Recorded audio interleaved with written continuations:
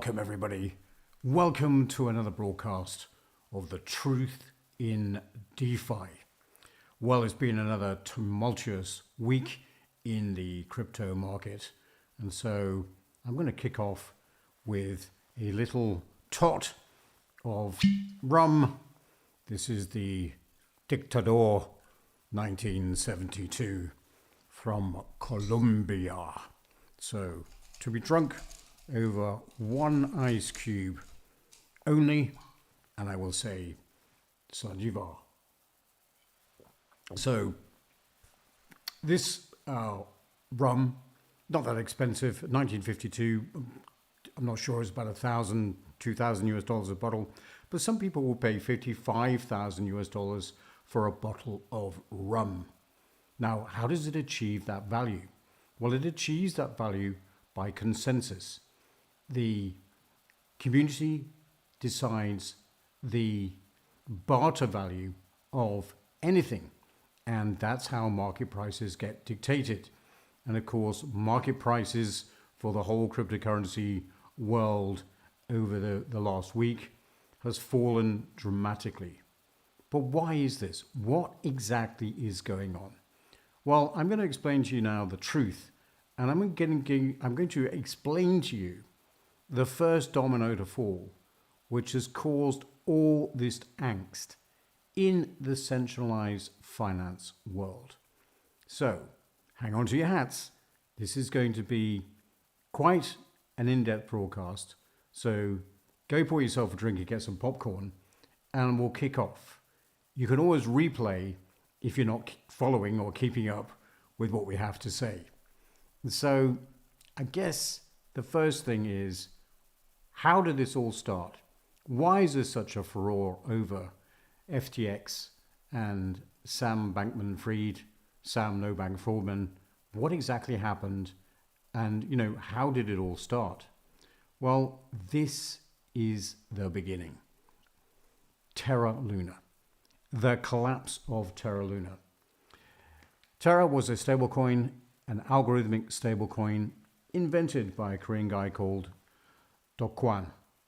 Now, this was created in 2021, so just over a year ago.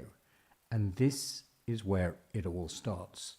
There are lots of moving pieces, so try and keep up and follow me through.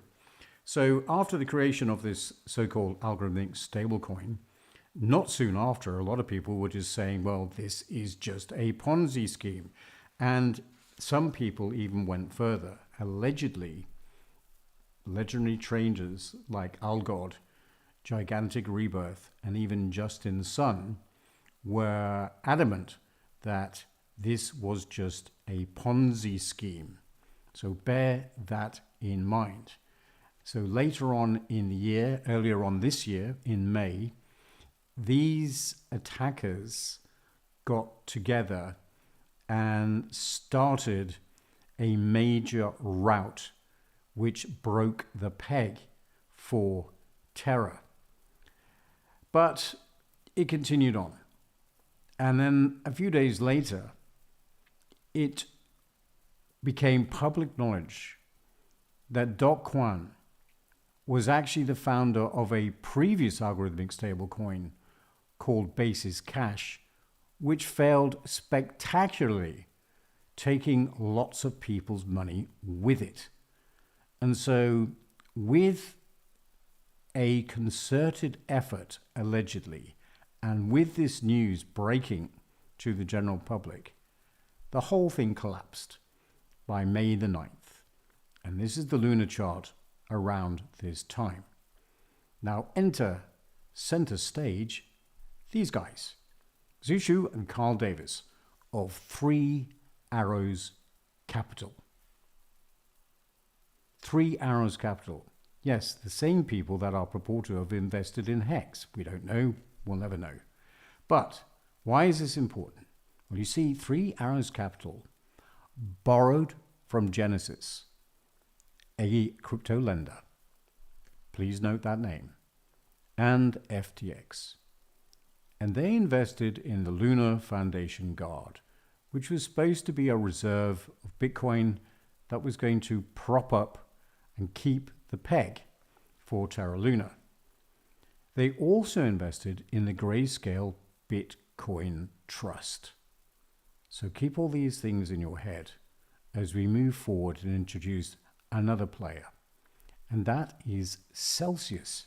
You see, Celsius had a very large position in the Terra Luna ecosphere. And they heard the rumors like everybody else, and they were going to pull between 500 and 600 million from this position.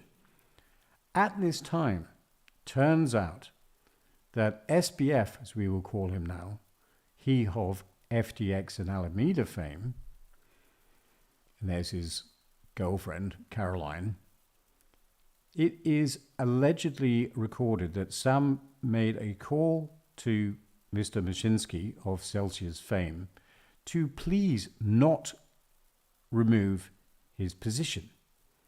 But here is what happened. Celsius did remove their position, and that started the first domino for Alameda and later on FTX, because later on they carried on after the Luna collapse with a big hole in their balance sheet, and they didn't like that, and allegedly they took umbrage at Mr. Mashinsky and targeted Celsius. They targeted Celsius. And allegedly, what they did is they took very large short position on the token CEL, which basically caused a run on the bank for Celsius. And of course, we all know that Celsius collapsed rather soon afterwards. So Celsius is gone. FTX has a huge hole in its balance sheet. And remember, 3 Arrows Capital had invested and borrowed money from Genesis and FTX. So FTX had a very large hole in its balance sheet. But here's the thing. That balance sheet was held up by a token called FTT, which Sam had created out of thin air. And that balance sheet was leaked. I think it was by CoinDesk initially, but then the Financial Times picked it up. And that was leaked on the 2nd of November. Now, in association with this leak, Sam's political ambitions became to be broadcast to the general public. And of course, one of the people that cottoned onto this was none other than CZ of Binance. And CZ had made an investment in FTX some time before and was left with a large bag of FTT. Seeing, I think, a chink in Sam's armor and also not agreeing with his political ambitions, CZ took umbrage at this and publicly stated that he was going to sell off his position in FTT. And that's exactly what he did on November the 6th of this year. Now what happens? On November the 8th, CZ offers to buy FTX. Everybody breathes a collective sigh of relief because CZ is our savior and he's going to make sure that we don't witness any collapse in our crypto prices. However, on November the 9th, CZ backs down and he rejects the idea of any buyout of FTX, citing undisclosed information that wasn't available to him before he made that offer, allegedly. And then FTX, on November the 11th, files for Chapter 11 bankruptcy.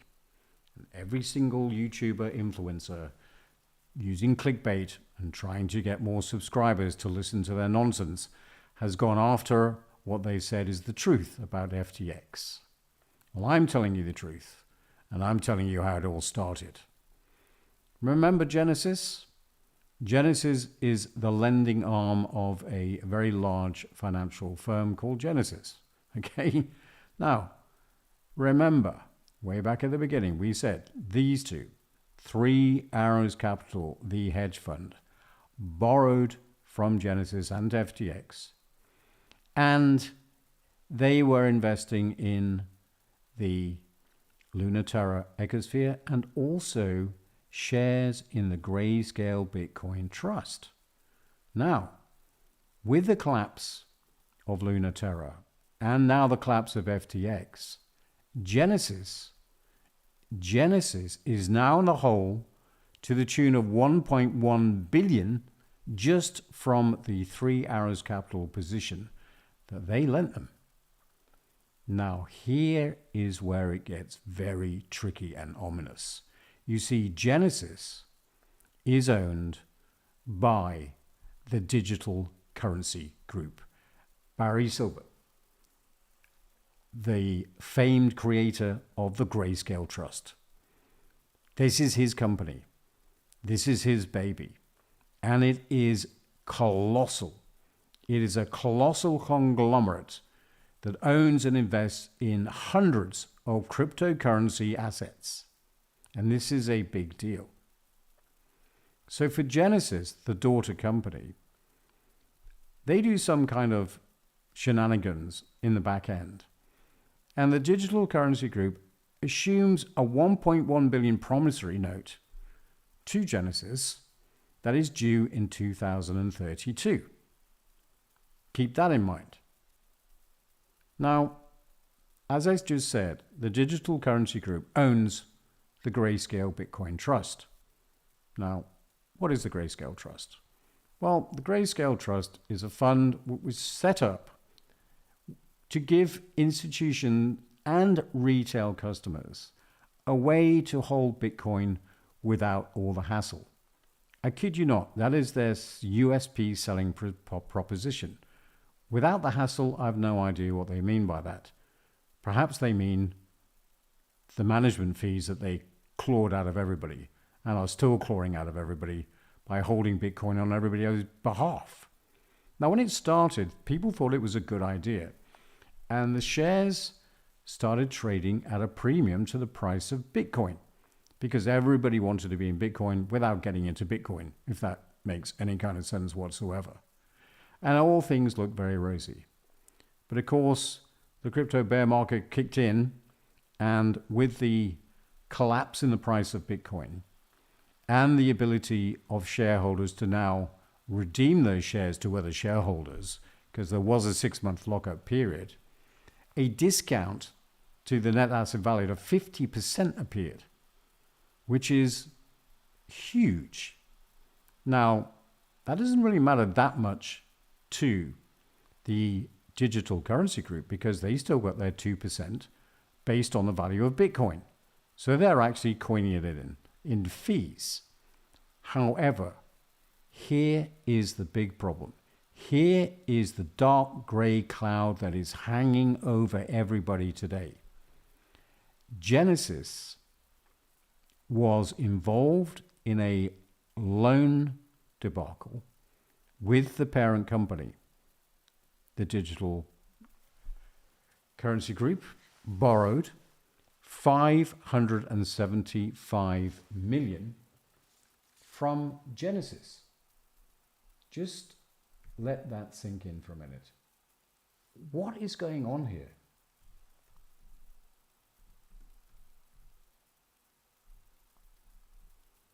Yeah, you kind of heard that right. Okay.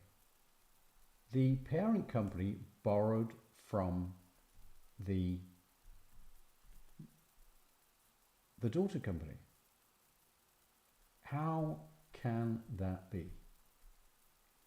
So DCG now has 2 loans on their books to the tune of almost 2 billion.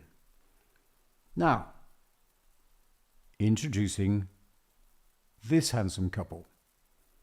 And for those of you who do not know, these are the Winklevi twins. The Winklevi twins own an exchange called Gemini. Gemini has a product called Earn. And it turns out that they were using a facility from Genesis. And of course, Genesis has now an obligation to the Winklevi twins for the Gemini Earn product to the tune of $900 million. This is all public knowledge. And here is the really bad news. If Genesis goes bankrupt, the digital currency group could be on the hook for over $2 billion US. Now, Barry Silbert has sent out a note to his shareholders saying that they're in good shape and nothing to worry about. Where have we heard that before? Well, here is the thing that could be worrying. The digital coin group, its biggest asset is its shares in the Grayscale Bitcoin Trust. Now, the Grayscale Bitcoin Trust is fairly illiquid. The whole point was that they were supposed to have got the designation of being an ETF. And the big thing about being an ETF is that they would make the whole thing more liquid. They could trade. At the moment, the only people that can trade are shareholders between other shareholders. And you can buy shares off, shareholders. And even today, Cathie Wood of ARK fame is banking on the fact that the GBTC fund will be awarded ETF status. Well, good luck with that. So let's just assess the risk here. If Genesis goes bankrupt, if the digital currency group were to be on the hook for those two loans, which were not supposed to be repaid, the first one was repayable in May 2023. The 10-year promissory note is 2032. But if Genesis goes bankrupt, there is a possibility those loans become due to creditors.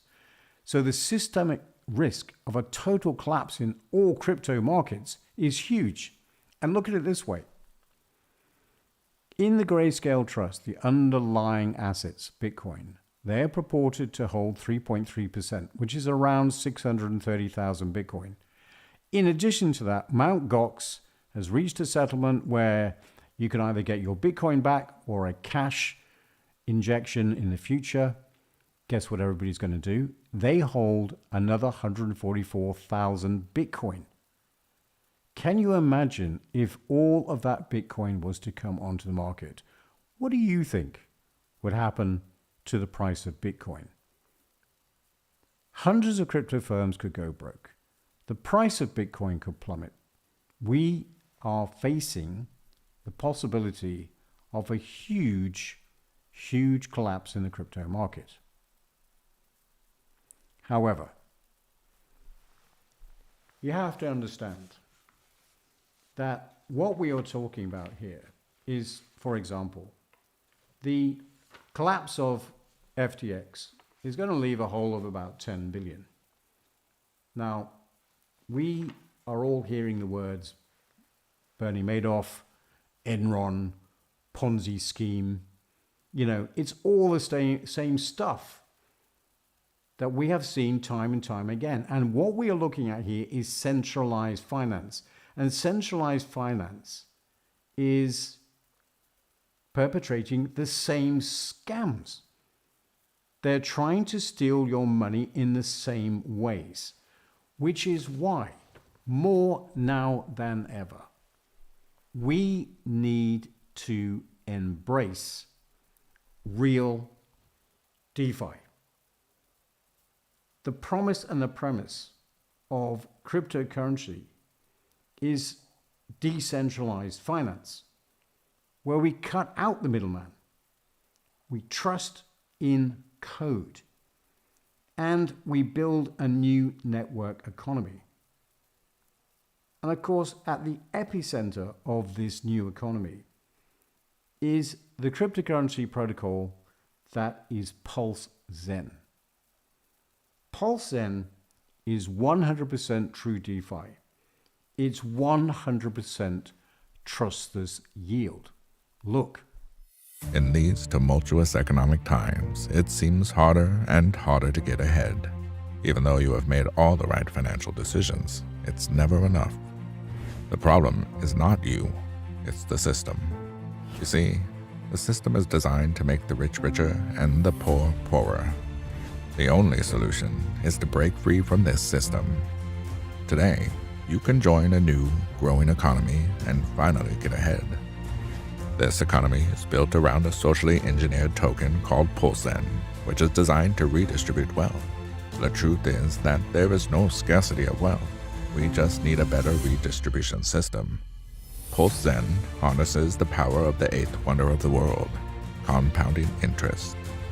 Simply buy and hold PZEN in your wallet, and after each transaction made across the network, your token balance goes up. This is thanks to the pay it forward deduction, which takes 2% of every transaction and distributes it equitably to all PZEN holders. No one is coming to save you. This is the way out, but you need to do the work. You have to get educated. You have to take a leap of faith. You have to join the new economy to secure your financial future. Take control of your finances with PulseZen. So it's certainly not all doom and gloom, that's for sure. DeFi is going to offer us the alternative digital economy. And of course, PulseZen is going to be right at the center of that new digital economy. And there's another initiative going on that is going to lead to mass adoption of digital currencies. It's going to lead to everyone becoming educated on what digital currencies are and how they get involved. And that initiative is being led by governments around the world, would you believe? Look, every single country in the world is trying to develop a central bank digital currency. And if you have a look at this graph here, you can see that there are over 200 projects going on right now. The Biden administration has come out and said it is their absolute priority to create a central bank digital currency. Now, what that means is everyone is going to have a wallet, and they're going to have to understand what cryptocurrencies are all about. The adoption in cryptocurrency, and in particular decentralized finance, once people have their eyes opened, is going to be phenomenal. The amount of capital sitting on the sidelines right now, just waiting to see what happens, to see, the dust settle after this. The amount of capital that's going to flow into DeFi is going to be phenomenal. There's no question about this.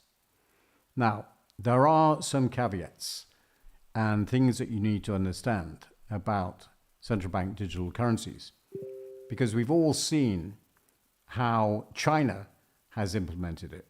Their framework allows them to control the people even more than what they do now. What you have to realize is that a central bank digital currency is going to be issued by the government. And on that, you are going to be protected in the United States by the Constitution.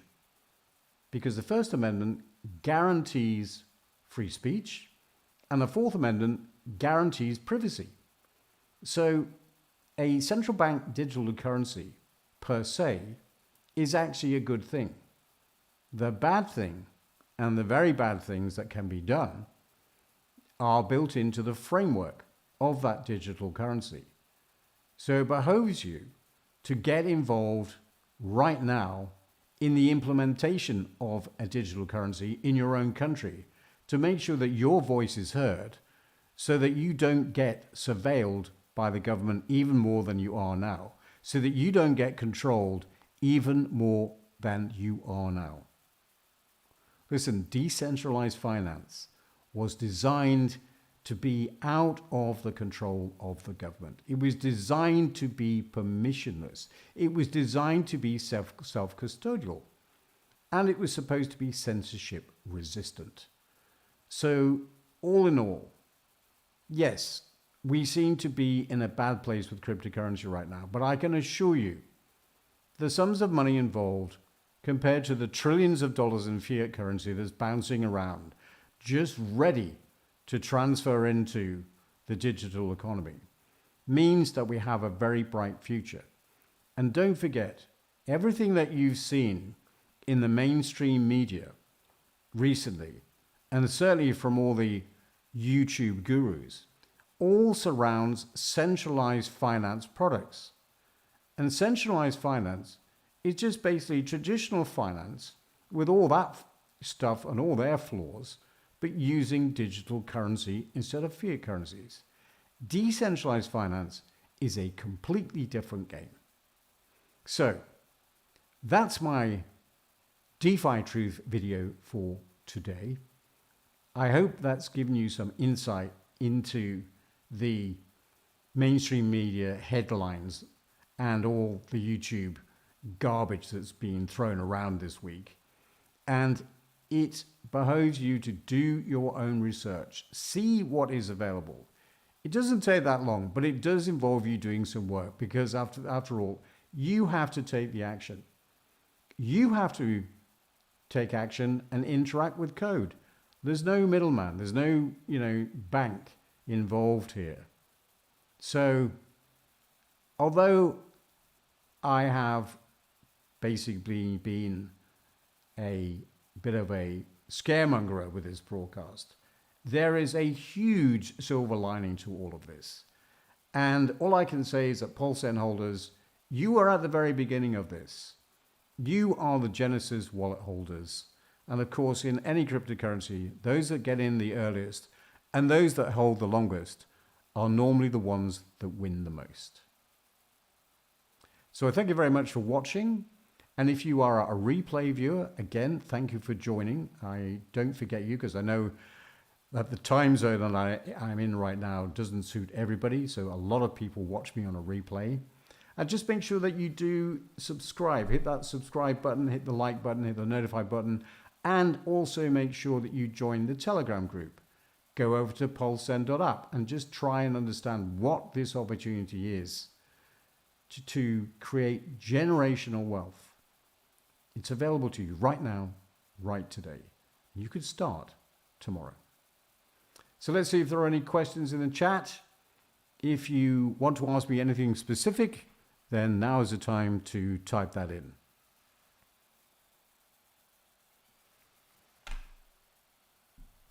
I'll just scroll back a bit and see if there's anybody that I can talk to. Quite a bit of FUD on here. Jebediah is making some interesting points. Jakra says, Guten Abend from Germany. Crypto Trucker says, hello. Steve Mojo says, good evening, all from jolly old England. Hexagon says, afternoon. Fun TV says, mind-boggling.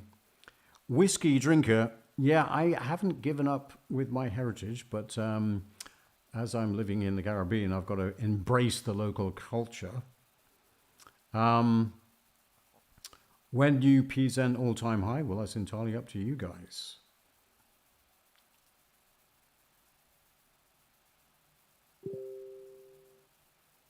Yes, I love that guy's voice. That's for sure. Jakra says, louder, please. Not quite sure what's going on with the sound. Well, my fellow Zenites, ladies and gentlemen, for all my listeners today, I thank you so much for tuning in to The Truth in DeFi. I hope you've learned something. Hope you found it entertaining. I'm Conrad Zen, former Bitcoin Foundation member and now evangelist for PulseN and DeFi Truth. And I will see you in the next broadcast. Slanjivar.